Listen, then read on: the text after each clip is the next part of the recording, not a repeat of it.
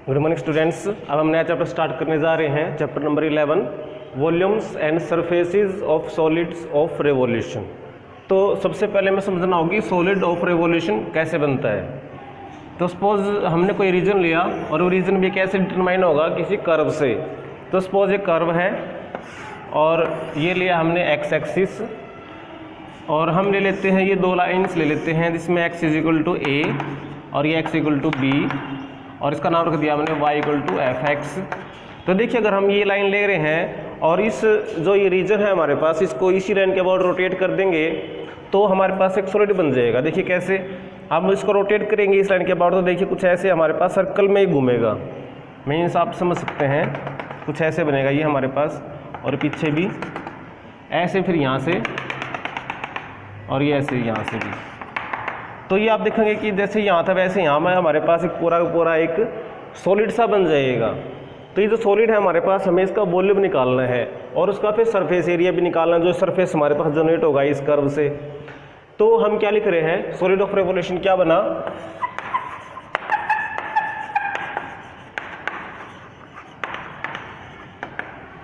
यानी when A plain region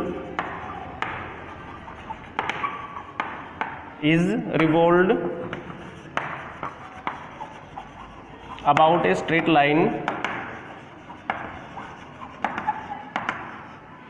so then we get solid of revolution। और जो ये स्ट्रेट लाइन है उसको क्या कहेंगे, and the straight line is called axis of revolution। तो अब जो ये वॉल्यूम बन गया है, अगर हमें इसका वॉल्यूम निकालना है तो वो कैसे निकलेगा। देखिए वॉल्यूम निकालने के लिए आप समझिए कि इस सॉलिड का हमने जैसे कोई पॉइंट लिया P, तो ये हमारे पास आ गई उसकी रेडियस, उस पॉइंट P के लिए ये रेडियस बन जाएगी। तो यहाँ पर भी ऐसे बनेगी, और हम थोड़ी सी डिस्टेंस पे ये एक ले लेते हैं, एक डिस्क ले लेते हैं। तो ये हमने नेबरिंग पॉइंट लिया तो हमारे पास एक डिस्क बन जाएगी, एक यहाँ से ऐसे और फिर ये ऐसे। तो वो जो डिस्क बनेगी उसका वॉल्यूम निकाल लेते हैं पहले। तो देखिए इसकी जो हाइट है वो हमारे पास y के बराबर है, जिसकी चौड़ाई उसको हम ले लेते हैं डेल्टा x। तो अगर हम इसका वॉल्यूम निकालना चाहें तो क्या बनेगा, जिसकी रेडियस y है और जिसकी डेप्थ हमारे पास डेल्टा x है, तो बनता है पाई वाई स्क्वायर डेल्टा x। और जब हम इंटीग्रेशन करेंगे तो ये dx लिख देंगे इसको। और इंटीग्रल कहाँ से कहाँ तक करना है, हमें करना है x की वैल्यूज लेंगे यहाँ से लेकर यहाँ तक, that is from a to b। तो x की लिमिट्स आ गई हमारे पास a टू b। तो ये बन जाएगा हमारे पास वॉल्यूम, जिस वॉल्यूम की बात कर रहे हैं कि volume of solid of revolution, तो वो इतना बन जाएगा। अब एक्सरसाइज 11.1 में क्वेश्चन नंबर 2 का फर्स्ट पार्ट करते हैं, जिसकी स्टेटमेंट है find the volume of A spherical cap of height h cut off from A sphere of radius a। तो स्टेटमेंट समझेंगे तो हमारे पास एक स्फीयर है जिसकी रेडियस a है, तो उसको बना लेते हैं, जिसका हम सेंटर ले लेते हैं ओरिजिन पे। और ये स्फीयर है तो इसमें x y z तीनों एक्सिस आएंगे। तो लेकिन हम दिखाने के लिए यहाँ पे सिर्फ x y ही ले लेते हैं, और इसकी रेडियस a है तो जैसे इसको सेंटर मानते हुए हमने a डिस्टेंस ये ले ली, तो इतनी फिर यहाँ पे लेंगे और फिर इतनी फिर यहाँ पर लेंगे और इतनी फिर यहाँ पर लेंगे। तो जैसे कि पहले एक सर्कल बना लेते हैं।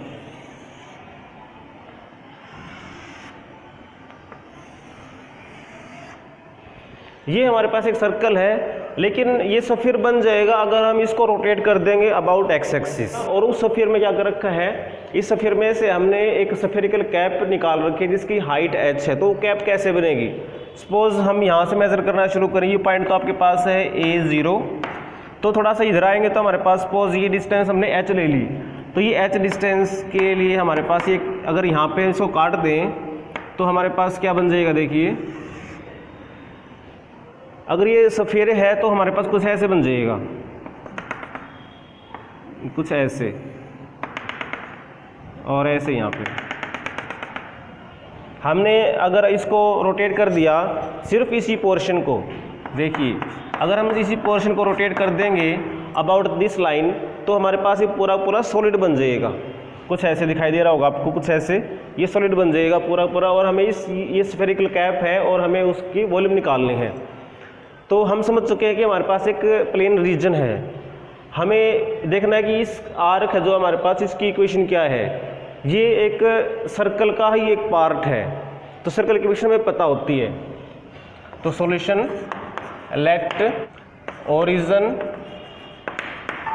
B the centre of the sphere of radius a, उसकी रेडियस ए है हमारे पास, तो वो स्फीयर कैसे बनेगा फिर। तो therefore the sphere is formed by the revolution of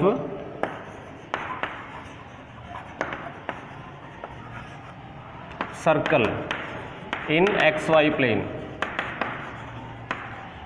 about X axis. तो ये स्फीयर बन गया। अब हमें स्फीयरिकल कैप बनानी है, तो स्फीयरिकल कैप हमारे पास क्या हो जाएगी। Now for the spherical cap of height h, we take a plane region from the circle in XY plane। और वो हम कौन सा लेंगे, सपोज का नाम रख देते हैं, ये पॉइंट तो हम ले लिया सपोज A, इसको ले लेते हैं हम B, इसको ले लेते हैं हम C, तो रीजन हमारे पास आ गया ABC। We take region ABC in first quadrant। तो therefore the volume of the spherical cap वो क्या बन जाएगी। हमारे पास फॉर्मूला है पाई वाई स्क्वायर dx, और यहाँ पर x की लिमिट्स क्या आएंगी। फिर देखिए x यहाँ से लेकर यहाँ तक वेरी करेगा। अब ये डिस्टेंस h है, तो ये डिस्टेंस हमारे पास हो जाएगी a माइनस में h, यानी यहाँ पर x की वैल्यू है a माइनस h, यहाँ पर x की वैल्यू है a, तो ये लिमिट्स आ जाएंगी। अब इसमें y की वैल्यू लिखनी पड़ेगी in the form of x। तो y की वैल्यू हमारे पास क्या है, देखिए सर्कल लिया हमने जिसकी सेंटर 0 0 लिया है, रेडियस हमने a ली है, तो इसकी इक्वेशन बनेगी x square plus y square equal to a square. यहाँ से वाई स्क्वायर निकाल देते हैं, जो कि आएगा ए स्क्वायर माइनस एक्स स्क्वायर। तो लिखते हैं हम इसको a माइनस एच टू ए, और ये पाई जो कि कांस्टेंट है, और ये ए स्क्वायर माइनस में एक्स स्क्वायर, और ये dx।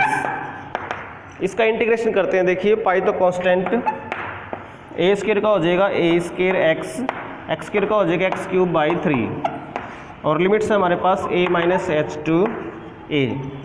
तो देखिए ये क्या बन जाता है, पाई ए स्क्वायर, एक्स की जगह लिखेंगे हम ये a माइनस में a क्यूब बाई में 3। अब ये a माइनस एच रखना है, तो ये a square into a minus में h, और माइनस माइनस प्लस हो जाएगा a minus h raise to power 3 by 3।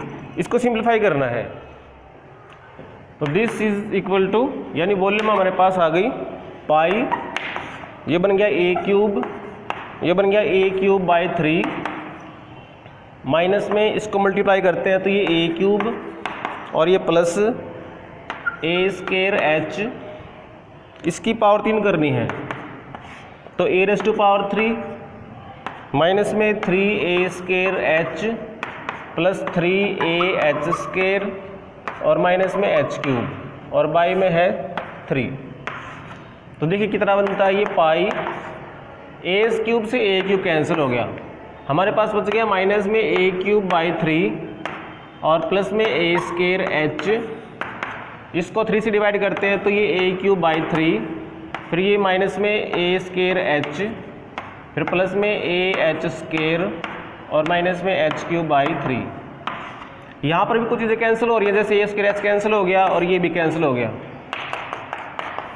तो हमारे पास बच गया सिर्फ 2 टर्म बच गई, जिसमें से एच स्क्वायर कॉमन आ रहा है। तो एच स्क्वायर कॉमन ले लेते हैं, यहाँ बच गया a माइनस में h/3। तो this is the required volume of the spherical cap.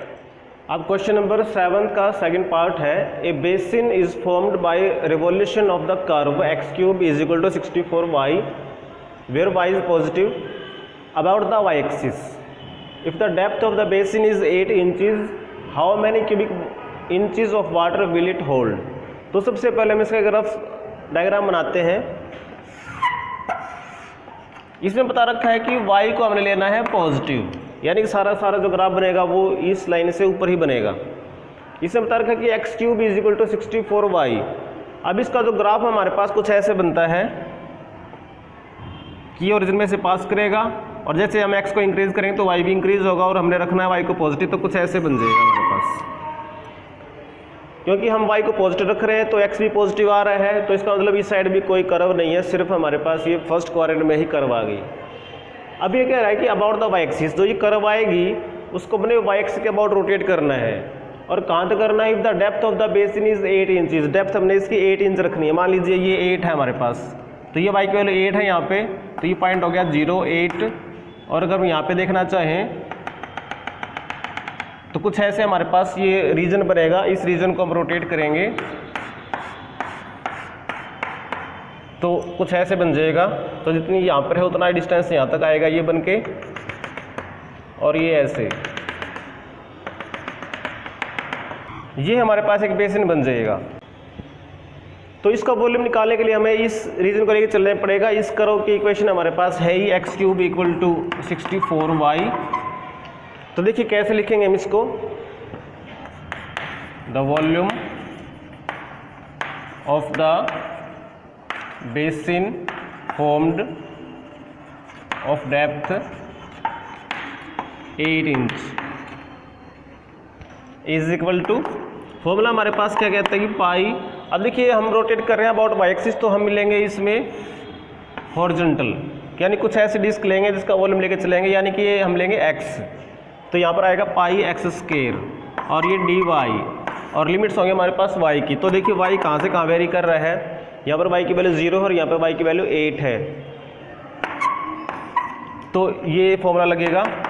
अब देखिए x² की वैल्यू हमारे पास क्या है, इसमें से हम x² निकाल देते हैं, जो कि आएगा 64y रेज़ टू पावर क्या करेंगे 2/3, और ये dy, this is equal to pi 64 raise to power 2/3 करेंगे तो आएगा 16,